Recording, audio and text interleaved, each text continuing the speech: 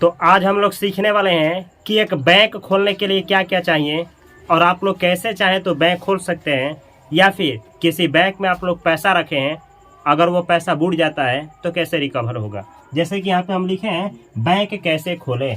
तो देखिए, RBI the regulatory body of a bank, जो भी बैंक होता है उसको सुरक्षा कौन प्रदान करता है? आरबीआई। यानी कोई भी बैंक बुड़ता है तो उस बैंक का जिम्मेदारी कौन उठाता है? आरबीआई। आरबीआई का मतलब रिजर्व बैंक ऑफ इंडिया, ये सेंट्रल बैंक है। कोई भी बैंक बुड़ता है तो इसका बागडोर इसी के हाथ में रहता है। एक चीज़ आपको हम बतला दें, जैसे अगर कोई बैंक बुड़ गया तो आपको जान करके आश्चर्य होगा कि उसमें आपका 5 ही लाख रुपया सुरक्षित है।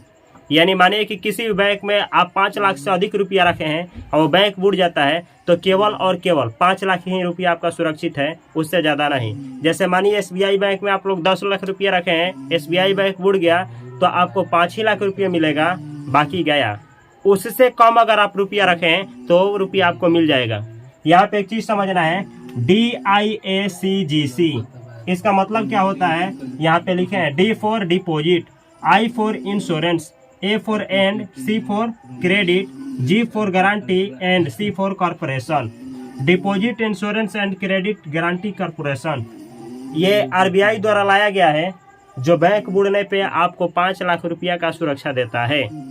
यानी मानिए किसी बैंक में आप लोग पैसा रखे हैं, वो बैंक बुड़ जाता है तो आप लोग DIACGC, ये पोर्टल है, गूगल पे जा करके सर्च कर सकते हैं और वहाँ पे जो भी डॉक्यूमेंट मांगा जाता है आप देते हैं, उसके बाद आपको 5 लाख रुपया प्रदान किया जाता है मैक्सिमम। ये है आपका पैसे की सुरक्षा की गारंटी। अब चलिए देखते हैं कि अगर आप लोग चाहें कि एक बैंक खोलें तो कैसे खोलेंगे। तो यहाँ पे हम लिखे हैं step 1, meet the eligibility criteria. कुछ क्राइटेरिया होना चाहिए जिसके आधार पे आप एक बैंक खोल सकते हैं। ये क्राइटेरिया क्या है?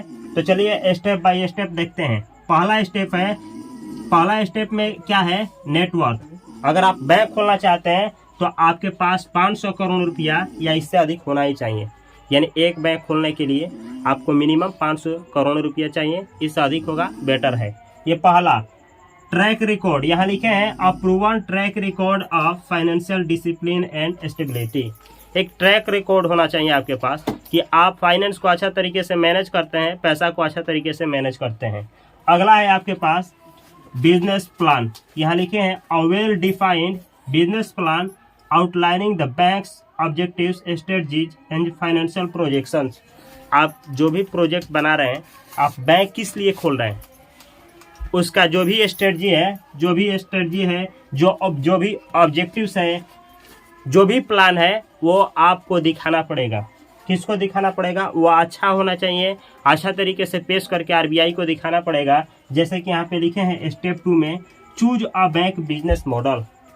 कई तरह का बैंक होता है, जैसे प्राइवेट सेक्टर का bank, small finance bank, payments bank, regional rural banks, corporation bank, ऐसे ही बहुत तरह का बैंक होता है। तो पहले आप चुनेंगे कि किस तरीके का बैंक आप खोलना चाहते हैं। उसके बाद देखिए यहाँ पे लिखे हैं step 3, obtain RBI approval, submit an application to the RBI for a banking licence.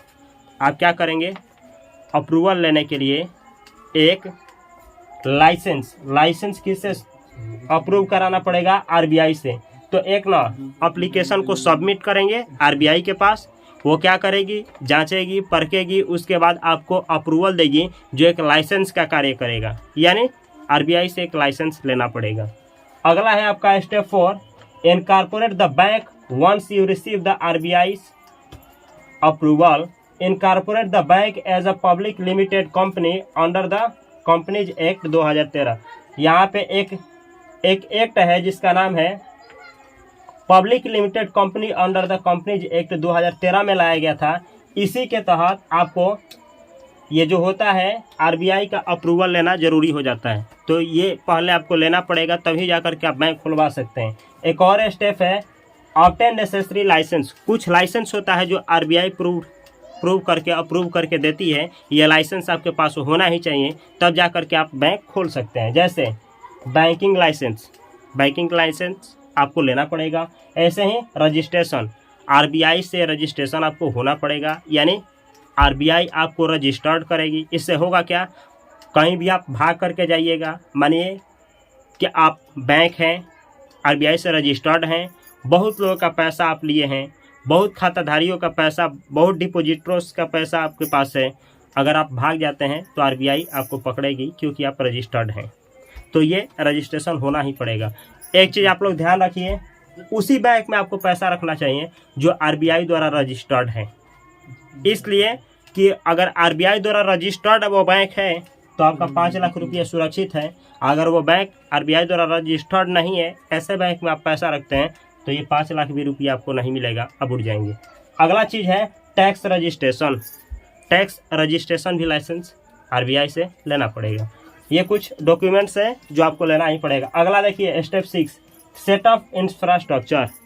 आप बैंक खोलना चाहते हैं तो आपको सेटअप करना पड़ेगा। जैसे हेड ऑफिस, आपको हेड ऑफिस बनाना पड़ेगा अपने बैंक के लिए। वैसे ही ब्रांच नेटवर्क एंड एटीएम, वो जो मेन है आपका, तो ये तो बैंक हो गया, इसका कहाँ कहाँ ब्रांच खुलेगा, नेटवर्क, उसका ब्रांच नेटवर्क बनाना पड़ेगा। उस बैंक के लिए एटीएम की व्यवस्था करनी पड़ेगी, यानी एटीएम लगाएंगे बहुत जगह पे। बहुत सारा फैसिलिटी, जो भी चीज़ें नेसेसरी है जो एक बैंक के लिए चाहिए वो आपको प्रोवाइड करना पड़ेगा। टेक्नोलॉजी, जो भी पैसा के लेन देन के लिए जो भी टेक्नोलॉजी की ज़रूरत पड़ेगी वो सारे टेक्नोलॉजी को अडॉप्ट करना पड़ेगा। प्लस में यहाँ देखिए step 7, hire staff and train them.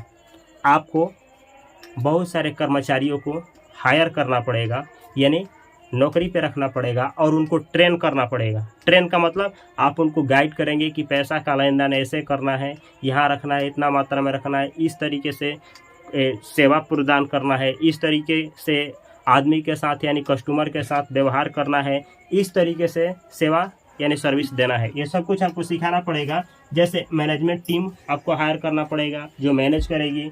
ऐसे ही बैंकिंग प्रोफेशनल्स जो बैंक के बारे में जानकारी रखते होंगे, जो पैसे के लेन देन के बारे में जानकारी रखते होंगे, जो बैंक को कैसे मैनेज किया जाता है इसके बारे में जानकारी रखते होंगे, ऐसे बैंकिंग प्रोफेशनल्स को हायर करना पड़ेगा।